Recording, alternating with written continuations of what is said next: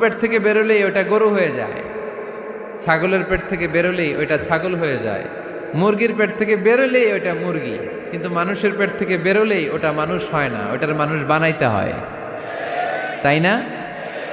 আবার গরুকে কেউ কোনোদিন বলে না এই তুই গরুর মতো গরু হ, বলে শরীয়তপুরে?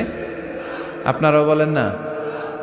ছাগলরে কেউ কোনোদিন বলছে এই তুই ছাগলের মতো ছাগল হ, কিন্তু মানুষকে বলা হয় তুমি মানুষের মতো মানুষ হও।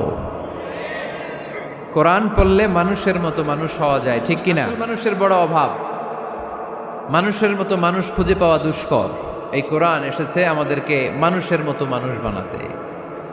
এজন্য এই কোরআন থেকে শুনলে লাভ না লস? কোরআনের সাথে আমাদের সম্পর্ক বাড়াতে হবে, প্রতিদিন কোরআন তেলাওয়াত করতে হবে। আপনারা করেন? হ্যাঁ, আজকে করছেন কারা কারা দেখি? মাশাআল্লাহ মাশাআল্লাহ, হাত নামান। প্রতিদিন যেন আমরা পড়ি, আর যারা এখনো শিখতে পারি নাই তারা যেন শিখে নেই। কোরআন পড়া যেমনি সওয়াবের, কোরআন শোনাও তেমনি সওয়াবের, ঠিক কিনা? কোরআন শুনলে রহমত নাজিল করে কে? ওয়াইদা কুরিআল কুরআন ফাসতামিউ লাহু ওয়া আনসিতু লাআল্লাকুম তুরহামুন। যখন কোরআনের তেলাওয়াত করা হয় মনোযোগ দিয়ে শোনো, তোমাদের উপর রহমত নাজিল করবে কে?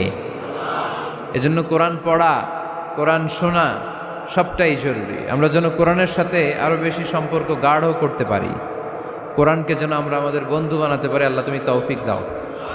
আর জোরে পড়েন আমিন।